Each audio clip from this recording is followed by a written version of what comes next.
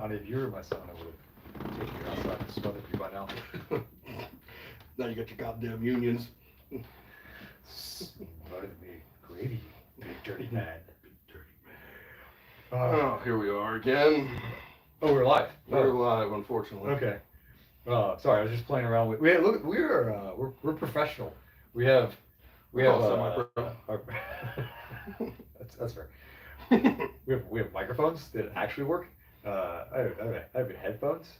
These headphones, I can hear my voice. Donnie does not want me to do ASMR right now.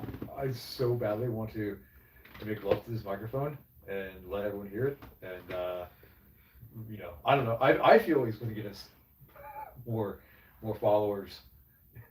I don't believe that is the case. Okay, Donnie. Fine, whatever. That's fine, Donnie. You know what? On today of all days, you're going to break my heart. You're going to break my heart on today of all days. I guess you won't be my Valentine if that's how we're going to do things, Donnie. Well, that's fine. You got to jump in line, baby. Come on. Where's your red shirt? Where's my red shirt? This is not St. Patrick's Day. You can't pinch me because I'm not wearing a red shirt. Okay? I don't wear red. Red is just not me. No. Oh man. Well, this is the only red shirt that I had in my wardrobe. Yeah, I turned the volume down on you because you're being too loud. See, he's Oh, not used to. He's this used to is the only projecting. red shirt that I have in my wardrobe. I'm sure you can see the shirt he's wearing. It has something to do with the baseball team that won the NFL Pro Bowl the other day. Right? Did I get that right? Yeah, that was pretty close. That was pretty close. For those of you who don't know, I am a very large Kansas City Chiefs fan of going on 30 plus years. And they won the World Series. They won their World Cricket Championships, and Patrick Mahomes II he hit like 4,800 wickets. And then the game lasted for 8 days. It was the equivalent of a 8-day cricket game. Super Bowl. Have you ever watched cricket? Yes, I have on a short notice, but I have not. I've seen that they have like days long of the matches, and I'm like, wow. And they complain about 3-hour baseball games here in America. The only time that I've ever sat down and watched cricket was on my honeymoon. We went to Turks and Caicos, and they had ESPN. On the Ocho? It was ESPN, the Ocho. The only thing that was on was cricket. It was it. It was just in September, so it wasn't like there was no other sports going on. There was football going on while we were there. The only thing that was on granted, yes, I was on my honeymoon. It's not like I was watching a ton of TV in the hotel, but the only thing that was on the TV, sports-wise, was cricket. Well, that shows you how small-minded we are here, thinking that our sports are like the end-all be-all. They couldn't care less about baseball or football outside of here. In fact, they care about football, just the one they actually kick the ball. Yeah. Well, so we did go out one night. There was a sports bar because it was Monday Night Football, and it was the Packers Seahawks game, the one where the one ref. The ref? The one ref standing refs? Yes, the standing refs. One signaled touchdown, the other signaled interception. It was that game, and that was the game that I was in a bar in Turks and Caicos, and I watched that game, and it was pretty hysterical. There were many people in there who had no idea what was going on, and they looked at me because I was the American, and I was like, I don't know what's going on either, because that doesn't normally happen. It's like you hit a home run. Might as well have been. So yeah, but congratulations to the Kansas City Chiefs. Let's go, boys, back to back. We ain't done yet. To quote my boy Patrick Mahomes, with a second. But we'll I know it hurts Donnie's feelings for me to continue to talk about this. So we'll segue into what Donnie wanted to talk about, because he used to be a pitcher. Is that what you're gonna do? And his father was a pitcher. And his father also apparently needs criminal attorney help. I didn't know you were gonna go there. I was gonna leave that alone. Listen. It is what it is. It's in the news. Hey, not everybody can have as cool as dad as me. So me being the dad, not my dad. My dad's cool, but I'm talking about me. Got it. I'm the cool dad. Yeah. Well, yeah, I'll give you credit. Okay, go ahead. Go with your segue. You are very cool then. I don't know what you wanted to talk about UCL tears and the prevalence of UCL tears, and then you wanted to riff on that, and you wanted me as the doctor. I don't know why I put quotation marks. I don't know why either. That's usually my job. You shouldn't question your own legitimacy. I don't know. I'm so used to using quotation marks about things like disc degeneration and meniscus tears. I don't know. It just happens that I just use quotation marks around things that are people take for fact. Like I'm a doctor. Okay. Anyway, so pop quiz. Hot shot. Pop quiz. Hot shot. Name me in 10 seconds. Name me 3 pitchers in the 1970s that threw 96 mile an hour or higher. Bill Ryan. I knew that was going to be the go-to. Sandy Koufax. Was he still pitching in the 70s? No, I think he No, did he? Oh, we gotta double check that one. Yeah. 1970s. What about the guy named the Bird? Bob Gibson? Bob Gibson. Okay, Yeah. I'll give you that one. All right. Okay. Ding, you got lucky. And we're not even sure if that second one was good. Now, and name me 3 pitchers right now that throw 96 miles an hour. I don't. No, you do it. Oh, okay. I can name like 80 of them. All right. And I'm We- not we're- going to, but the We're point of it only is, here. We're only doing like a 30-minute show. the point of it is I would say, based off You of. didn't let me finish my segue.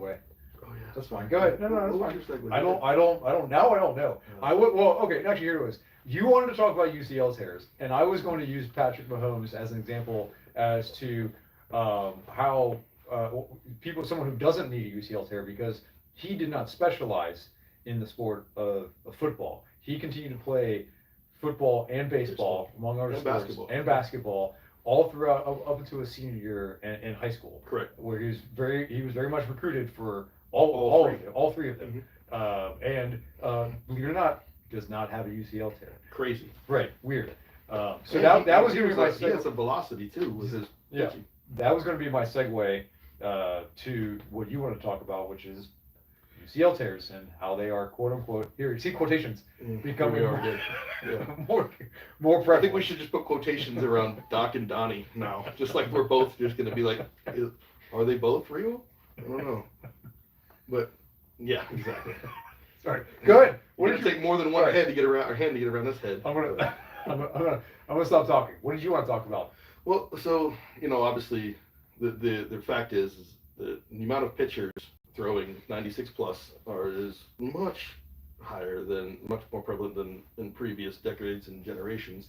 So now we're getting more. You rev the engine to red line more often. You're gonna get a bay window in your block. So yeah, that's a car term for that, but analogy works. yeah. Okay. It does work because the more you push the body, the more it's going to break in theory, and just on averages, not individuals particular, but just on averages. So now what I'm wondering is are we, and we're doing this because baseball season just kicked off. We had pitchers and catchers report yesterday, which was fantastic. That's my favorite time of year. And are we seeing more UCL tears, or are they reporting more UCL tears?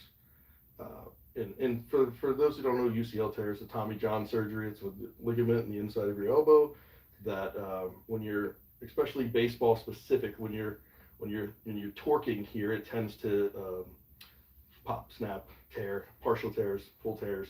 It's a very, very small ligament that runs through your elbow, and it's very easily torn. The reality of it is compared to other ligaments. So my question, what do you think? Are we seeing more, or is it just reported more, or is it just from human performances increasing so much? Mm-hmm. Yes. All right, that's our show, ladies and gentlemen. See you later. Sorry, I was just I was Sandy He was Koufax. texting. Sandy Koufax's last season was 1966. Yes, that was incorrect. Bob Gibson definitely he played for 75. We know Nolan Ryan. I was talking about Mark Fidrich, the Bird. The Bird. So his career. Let me see. Started in 1976. Okay. Pretty sure that guy could throw more than 96 miles an hour. Correct. So I feel like I aced that test. Mhm. Anyway. Did better than most, I'll give you that. Okay. That's because we are old white men. Probably the last two people watching baseball on a regular basis. Leave my sport alone. What was the question? Oh, UCL tears. Yeah, so you already mentioned it. Is the ulnar collateral ligament goes from your humerus to this bone. Your ulna. Again, doctor. Yeah. So because of the stress on the elbow, the valgus stress, especially when you talk about throwing breaking balls over time, that the stress can lead to an increased injury risk or injury itself. So the question was, are they becoming more prevalent, or are we just observing them more because of the popularity of baseball? Sorry, that's still another joke. I would say we don't quite know, but it's probably that we are just paying more attention to it, and baseball, despite its declining popularity, people who watch it, is still a sport that pays people a lot of money to play it, and there are still a lot of people who want to play it professionally. And since there are a lot more people who will want to continue to play it, it is a professional sport. It is covered more. Probably definitely some combination of we're just seeing them more. I think I don't know. We had an analogy earlier before we started talking or shooting the show. But are there more? Yeah, it's gonna go dark. Are there more kidnappings and abductions now, or are we just being made more aware of them? And I would say that that's probably what's happening with UCL tears in adults. Okay. All right, then let's segue to what's more important to the average person is, our youth population. We're trying to maintain active, so we get them in sports. We start off with the basic movement functions, get them in some sort of thing where they can learn their body, and then they eventually pick a sport that they like. And back when we were playing sports, I played basketball, baseball, sports throughout the year. I didn't just specialize in one, but nowadays they're saying, hey, let's play spring ball, all stars during the summer, winter ball. We'll let you have December off, and then come back in January, be ready. And it seems to be that we're kind of pushing them to be more singular sport focused instead of being a well-rounded athlete. And this And tends to, despite all of that, the likelihood of your kid going pro has not increased. not increased at all. Yeah. Yeah, because here's the deal. Athletes are athletes, no matter what. Yeah. So the guy who started playing basketball senior year of high school and all of a sudden makes the NBA, he was going to make it whatever he decided to do. He just happened to pick that.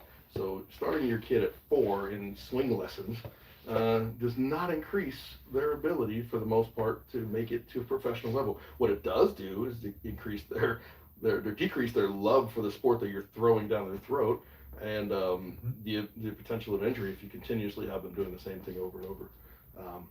So what we're trying to do is figure out like what's best for the youth sports here and keeping them active. We're not talking about creating pro athletes, because that's the fringe of things. What the benefits of sports for youth is activity. You learn camaraderie, especially team sports.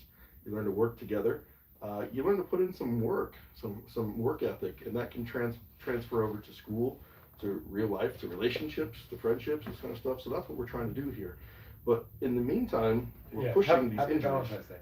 Yeah, thank you. Appreciate that, bromance. But we're pushing these things to injure them, and what we were talking about earlier is they actually have proactive Tommy John surgery for healthy UCLs of teenage boys that are looking to go pro, get drafted.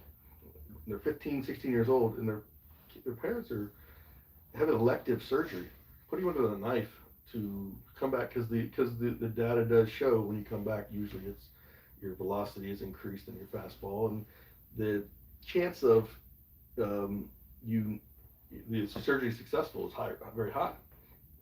But is that best for the kid?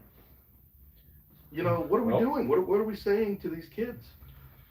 That's kind of a loaded question. I guess we can unpack it. Oh, that's what we do here. That's right. That is that is what we do here. We try to unpack it. So I mentioned before that the prevalence of UCL tears do not seem to be increasing in the adult population. But they definitely are increasing in frequency in the youth athlete population. Overuse, underdevelopment? Yes, in particularly ages like between like 10 to like 13. Oh, jeez. Yeah. So and it's so that they're not doing no surgeon worth his or her ilk is going to perform a prophylactic UCL in surgery on like a 10, 11, 12, 13-year-old. Like Wow. they it's just they might as well just quit and just revoke their own license. Correct.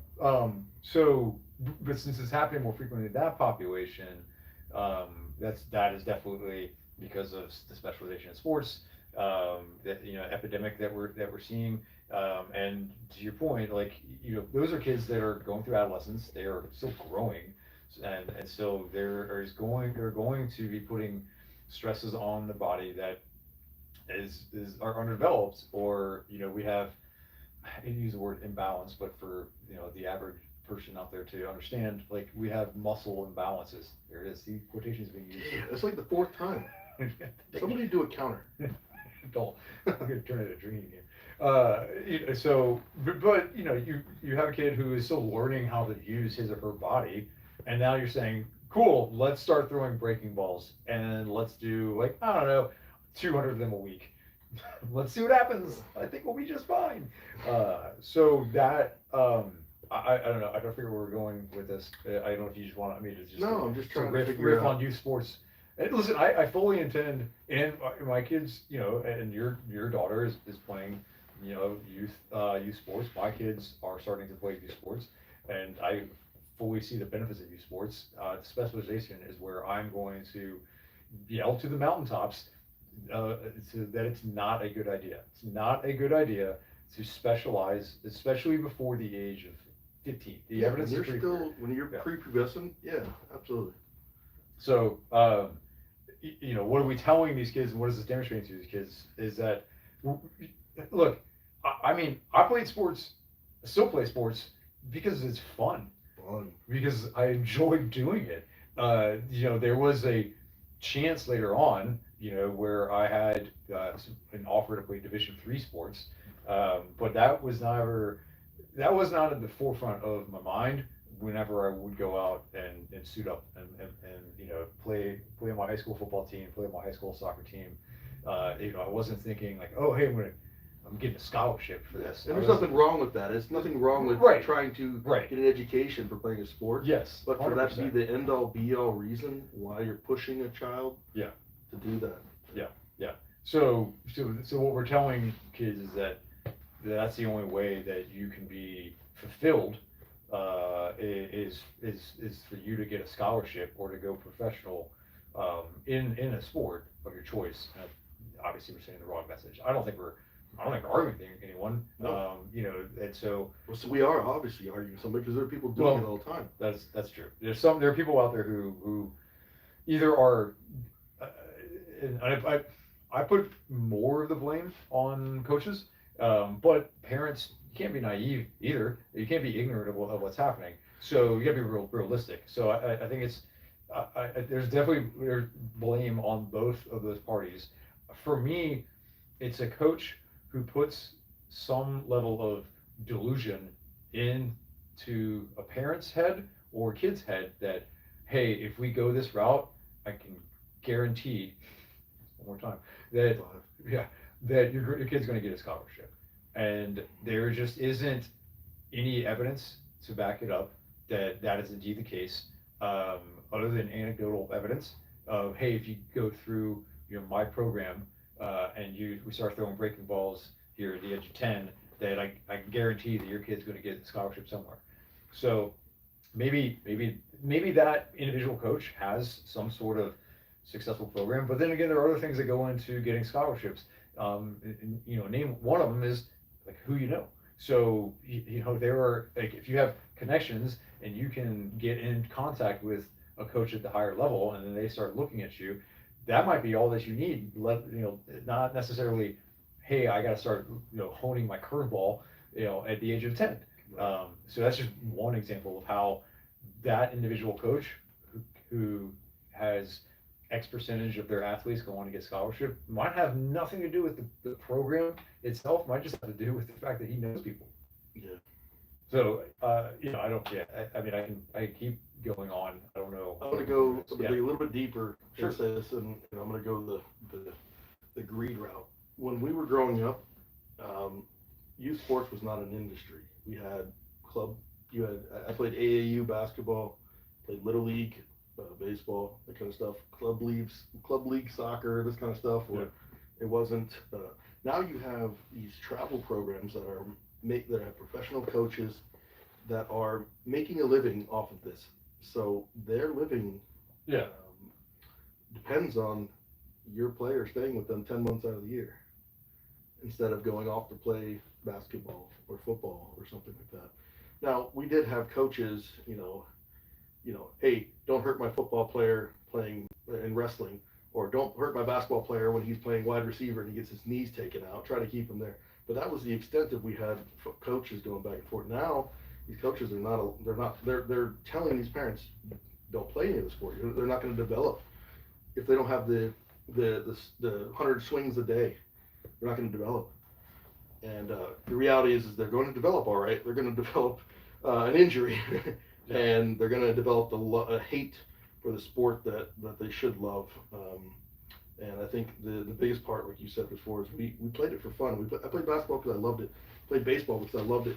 I didn't have these delusions of going pro or even getting a college scholarship.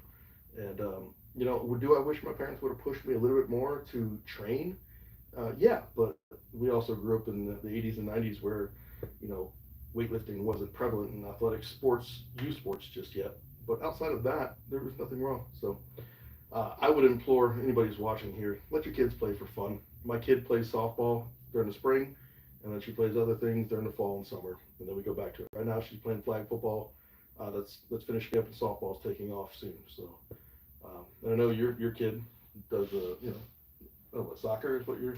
A little soccer, a little field hockey. Started to do some golf. So point being, like doing multiple sports, and right now it's like fun. Let's have some fun. Maybe let's learn some rules. Learn how to learn how to interact within some sort of a set structure. Coachable. Right. So you can become coachable and then most of it is like motor skill development, and then lastly, at some point, we'll hopefully try to find a sport that they really like to gravitate toward. Say, hey, this is it, but we're not going to force that on them at this age. They're 7 and almost 4. So, my name is not Nick Balotelli, so I'm not. Right, so I'm not here to just make money off of my kids, so. If this thing grows a little bit more, you gotta stop name dropping, because we might get a cease and desist or something. Right now, nobody cares. But man, we gotta watch that, man. Your hate for Alex Guerrera and all these other people, You mean the guy who is being investigated by the FDA Yes, for the illegal claims he's making about like charcoal? Yes. Detoxifying body. I'm pretty sure we can still be civilly sued though. Not saying we are because nobody cares, but we could. Prove it, Alex. Where's the evidence besides this book that you wrote? You can't cite yourself, jerk. Is it peer reviewed? Self-citing? Yeah, right. Anyway, who reviewed it? Me. Tom Brady reviewed it. Tom Brady. I'm gonna start cursing. Stop it. Julian Edelman. Yeah. All right, go ahead. Yeah, I'm sorry. I was just trying to actually look up the percentage of prophylactic UCL surgeries. Believe it or not, it's not highly found. It's not easily found. Nobody wants to admit they're doing it. Right. There were a couple of articles about prophylactic UCL surgeries, but I'm not saying as I am the doctor of the show, I wanted to find an actual scientific article that showed the prevalence of prophylactic UCL surgeries. But anyway, the reality was he was scrolling Instagram to look like he was doing something, and then he figured it. Okay, I can stop now.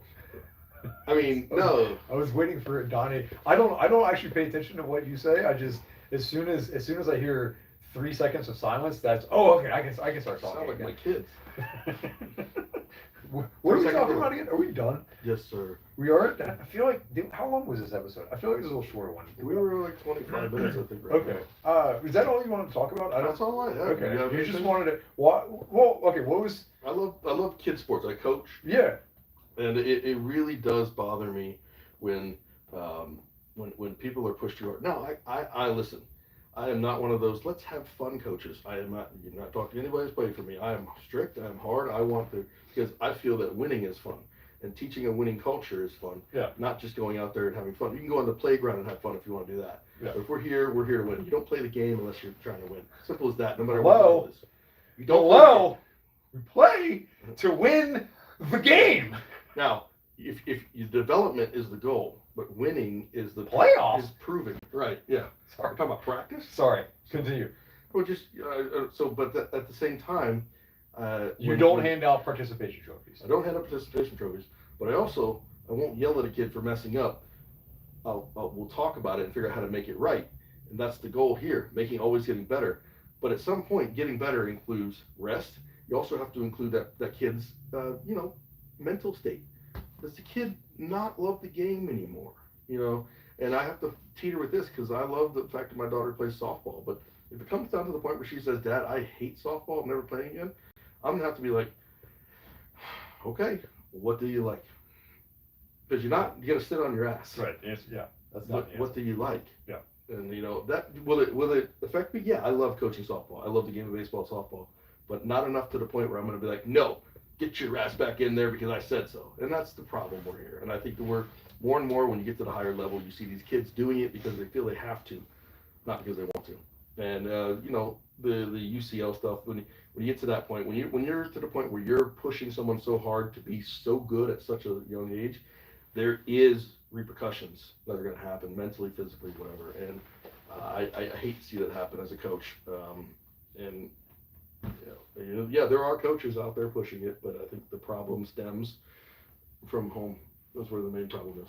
Yeah, so I agree, obviously. So, I mean, I think to wrap up, big picture, we use the end of the football season and pitchers and catchers reporting as our segue into, hey, here's an injury that's happening that shouldn't be happening in the youth sport population, and that a seeming fix for it is for people to have prophylactic surgeries, and that's the likelihood that you're going to the risk of that surgery is worth the reward of getting a major league contract is not worth it. It's not worth it in our opinion, coming from our backgrounds, and moreover, I think that The precedent setting. the other big picture issue is specialization in sports, and that you and I are we're fighting an uphill battle because we're fighting against a machine that is churning and burning and does not give a crap about your kid. And so the people who need to give a crap about your kid are you, Right. the parents. And by the way, this guy actually stands to benefit from that because it's going to be a more injury-prone athlete. Yeah. And if this guy here, who financially should benefit from that, is telling you don't do it, you probably should have some idea. Because the surgeon who tells you to have surgery, you know why he's telling you to have surgery, because he gets paid to have surgery. But if the surgeon that tells you not to have surgery, okay, maybe that guy is actually thinking, on a rational basis and not just with his wallet. So, I'd love to say that this conversation is between the two of us and we're talking to the preacher to the choir, but we're not. No, yeah, I know that we're not preaching to the choir, and that's why we're having this conversation. We've touched on it before in previous episodes, and we're talking about it again. So that's why we feel it's that important to the two of us, to let people know, like, hey, there is not evidence to back this up that it's a good thing. The risk reward, frankly, isn't there, and so at the end of the day, think about the person you have in front of you, which is your child, or a kid that you are coaching, and the fact that kid is in all likelihood not only not going to get a college scholarship, because it's basically something like 10% of youth sports athletes get college scholarships on any level. That's like NAIA to D1, right? So think of all the colleges out there, and maybe 1 out of every 10 kids is going to get a college scholarship. So think about the baseball diamond. One kid from each team essentially might make it, right? So the fact that you're not going to increase those odds by having this surgery done, or specializing in that sport, is probably something that you can sit down and have a good long conversation about with your kid and say, hey, is this something? How bad do you want this? Correct. Or are you still having fun? And if, especially if the answer to that second question is nope, right? Then you need to do something to let your kid have fun when they're playing sports. And if you feel the need to keep pushing, you need to have a conversation with yourself at that point and figure out why. Why am I doing this to my offspring or the kid that I'm coaching or whatever? Yeah, because there's a deep-seated issue there, as to why you would force somebody to do something that's not fun, that's supposed to be fun. So, all right, yeah. Glory days. Yeah, right. This is how we're at here. Like, old John Cougar. It's Bruce Springsteen. It's okay. Was it? Sure. Oh my God, we're gonna edit that out, right? Is that really Jamie, Springsteen? Jamie, edit it up. I thought it was Cougar. No. Are we sure? Man, Oh, no, we gotta end this. We gotta end this. Nope. I'll bite the bullet. Yeah, you're right. I'm wrong. We'll edit it out later on this live thing, because we can edit live. All right. Well, on that note, you know what we forgot to do? We forgot to actually introduce the show. Who cares? They know who we are. It says right back here. Right. We're popular enough, so I saw we went up like one more subscriber. we got some more. We're getting them. We're getting them, baby. What's funny is we're gonna look back at these episodes one day and be like, God, we were just talking to nobody. When we are actually talking to somebody. But this is the steps you got to take. I don't think you're a nobody. Oh, look at being so sweet to me. I mean, it's Valentine's Day. Valentine's Day. We got a dynasty growing in Kansas City, so I don't. Things are good. Things are good. On that note, I'll stop talking. And my name is Dr. Hayes Estes. I am a actual doctor of physical Not a therapy. quotational doctor. Not a quotational doctor. I'm the owner of Premier Physical Therapy in here in the Clearwater and Palm Harbor, Florida area, cities, towns. Who knows? I help people who want to work out, lift weights, play sports, but are unable to because they're in pain. I help them get out of pain, get back in the game. Donnie, who you is? What do you do? I help people stay out of Hayes' office. I know he sucks. I know, I'm the worst. I actually put this in my profile today. I'm like, I help people get what they want, and that's the basics of what I do. People come into me with certain goals, and that's what I do. Strength coach, trainer here in the Clearwater, Florida area. Owner of Strength and Performance Institute, where we are shooting in my podcast studio right here / office. So glad to have you here. Glad to be doing this. I enjoy working with my partner here. It's fun for us, and we hope we're informative. Share, tell your friends. Make it so we're not talking to nobody. Make it so we're talking to everybody. We enjoy it. You good? I'm good. All right. Hey, this is our first time back with actual real stuff. It's growing. Thanks for being a part of it, even if you're watching it afterwards. Hope you enjoyed it. We out. This is where I got to get up and turn it off. Yeah, it's your phone. I'm just sitting here. I'm just we'll edit that out too. Yeah. How about those cheese?